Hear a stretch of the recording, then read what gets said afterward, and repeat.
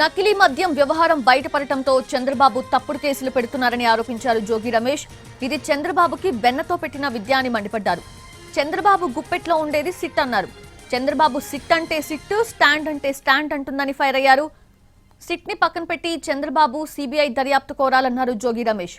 అప్పుడే ఆయనకు చిత్తశుద్ధి ఉందని ప్రజలు నమ్ముతారని చెప్పారు. నకిలీ మద్యం కుంభకోణంలో పీకల దాకా కూరుకుపోయిన చంద్రబాబు నాయుడు ప్రభుత్వం ఏం చేయాలో తెలియక దిక్కు తోచని పరిస్థితుల్లో ఎవరో ఒకరి మీద ఈ నెపం నెట్టేయాలా, ఎవరో ఒకరిని ఈ కేసులో ఇరికించాలా. చంద్రబాబు నాయుడికి వెన్నతో పెట్టిన విద్య ఏంటంటే ఏలేరు లిక్కర్ స్కామ్ దగ్గర నుంచి మొలకల చెరువు మద్యం కుంభకోణం దాకా చంద్రబాబు నాయుడు అసలు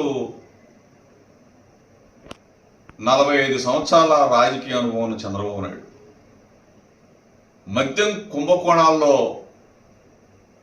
ఇరుక్కుపోయిన చంద్రబాబు నాయుడు ఈరోజు చంద్రబాబు నాయుడు ఒకటి అడుగుతా ఉన్నా, నువ్వు సిట్ వేసావు అంటే చంద్రబాబు నాయుడు గుప్పెట్లో ఉన్న ఒక సిట్ అంటే ఏంటి?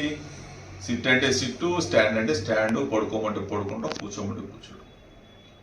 చంద్రబాబు నాయుడు గన నిజమైన దోషుల్ని పట్టుకోవాలన్న ఆలోచన గన ఉంటే నకిలీ మద్యం కుంభకోణాన్ని సిబిఐకి అప్పగించమని చెప్పేసి వైఎస్ఆర్ కాంగ్రెస్ పార్టీ తరఫున డిమాండ్ చేస్తాం. చంద్రబాబు నాయుడు ఏ విధంగా దిగజారాడంటే నకిలీ మద్యంతో పేద ప్రజల బ్రతుకులు చిదిమేసే స్థాయికి ఈ ప్రభుత్వం, ఈ కూటమి ప్రభుత్వం దిగజారింది. ఎక్కడ చూసినా నకిలీ డిస్టిలరీలు, నకిలీ మందు తయారీ ఫ్యాక్టరీలు, నకిలీ మందు తయారు చేసే ఒక కుటీర పరిశ్రమలాగా చంద్రబాబు నాయుడు తెలుగుదేశం పార్టీ ఈ వ్యవస్థను ఎంచుకుంది. నకిలీ మద్యం తయారు చేయటం, కుటీర పరిశ్రమ మొదలు పెట్టడం, అక్కడి నుంచి గాంధీ షాపులకి, బార్లకి, బెల్ట్ షాపుల ద్వారా ప్రతి గడపకి కూడా నకిలీ మద్యం. గ్రామాల్లో ఉన్న ప్రజలు మాకు కుళాయిలు వేయండి, మంచినీళ్ళు ఇవ్వండి అని చెప్పేసి గుక్కెడు మంచినీళ్ళ కోసం అడుక్కుంటున్న పరిస్థితులు. మంచినీళ్ళు ఇవ్వలేము మేము, మందు అయితే ఇస్తామని చెప్తున్నాడు, నకిలీ మద్యం ఇస్తామన్నాడు చంద్రబాబు నాయుడు ప్రభుత్వం. ఇంతగా దిగజారిపోయి చంద్రబాబు నాయుడు ప్రభుత్వం చేసే ఇటువంటి రోత ప్రక్రియ ప్రజలందరూ అసహించుకుంటారు.